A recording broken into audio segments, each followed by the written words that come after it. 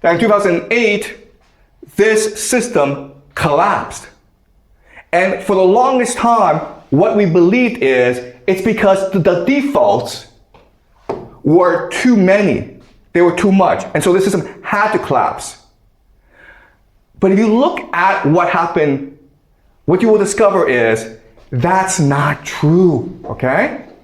The banks could just choose to roll over the default, okay? Meaning, okay, you owe me $1,000, right? For the mortgage, but you can't pay me. What do? Well, I say, pay me back next month, right? You're like, next month you can't pay me back? Don't worry, pay me back the month after, okay? I can have the system keep on going. Because remember, the system, this money is just based on an illusion. Does it make sense, guys? All right. But it collapsed, okay?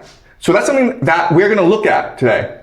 All right, so as you can see from this map, this chart, at first what was happening was that the government was the one issuing out loans, okay? So the government is basically light blue. But then because this industry was so profitable, private banks started to come in and issue their own loans. And these became very risky loans, okay? And this led, of course, to 2008 when the entire thing collapsed, okay?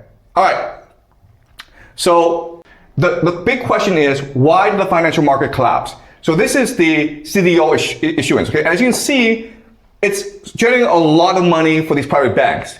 And then suddenly in 2008, there's this massive default, it collapses. The question is, why did this happen? And again, you're taught in economics class, this is just a law of gravity, okay? If you go too high, you're gonna fall. But what people don't tell you is this. There are actually people who made a lot of money because of the collapse. John Paulson. How much money did he make in this collapse? $20 billion, guys. That's a lot of money. $20 billion. How did he make his money? He made his money by betting that the house market would collapse. You understand what happened? Okay? So think about this. Okay, I lend $1 million to Amber, okay? And every month you have to pay back $10,000. But then suddenly you can't pay me back, right? But if I tell you, Amber, you can't pay me back, you have to give me your home, okay? Then I lose my investment in you, right? So I don't do that. I keep on letting you live in the house, pretend that you can pay me back even though you can't pay me back. But then Vincent says to me, hey, Mr. Jiang, I bet you that Amber will not default on her loan because she hasn't defaulted in the past 10 years. I say to Vincent, how much do you want to bet me? And he's like, $500,000. Okay, he's so confident that you will not default, right? So I say, sure, Vincent, I'll take this bet with you, right? Now what I do? Now I make you default because now I can make $1 million from Vincent. And that's how it worked, guys. You think it's a very complicated thing. It's not. It's all a giant scam because only a few people control the entire system. This is how you make $20 billion in this game, okay? There's stupid people buying mortgages from you, right? But you have even more stupid people who bet that you will not default on these mortgages. And so you take your money from the stupidest people. And that's why the system collapsed. Because you're gonna make more money from collapsing the system than just letting it go on. Okay? This is John Paulson. This is Jamie Dimon.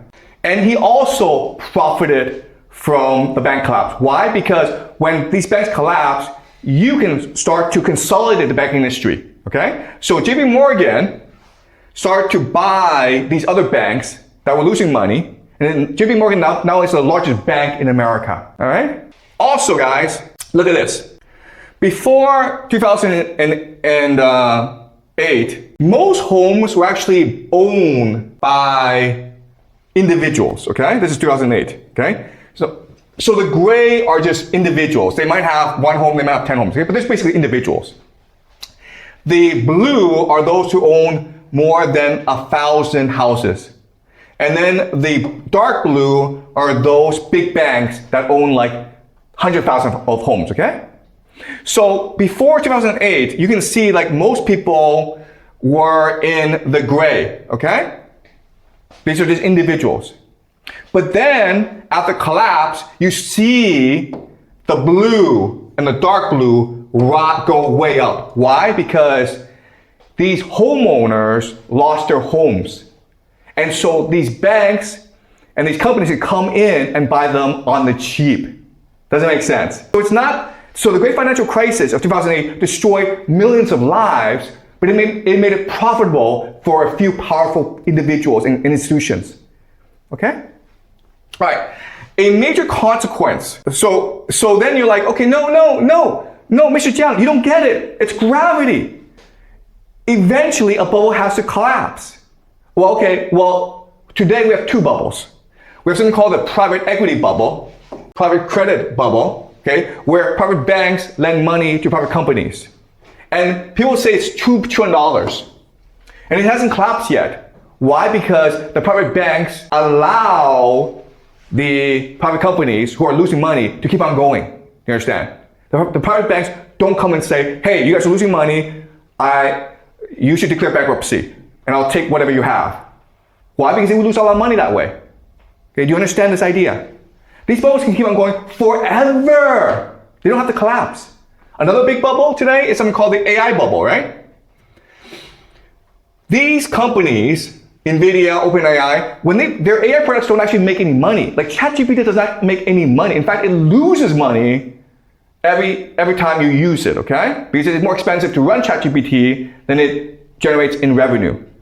And it's a huge bubble, but why doesn't it collapse? Because these are just a few companies lending money to each other, okay? That's all it is. It's a giant Ponzi scheme. It's an inside game. So bubbles don't have to collapse. They collapse when it's profitable for a few individuals to make it collapse.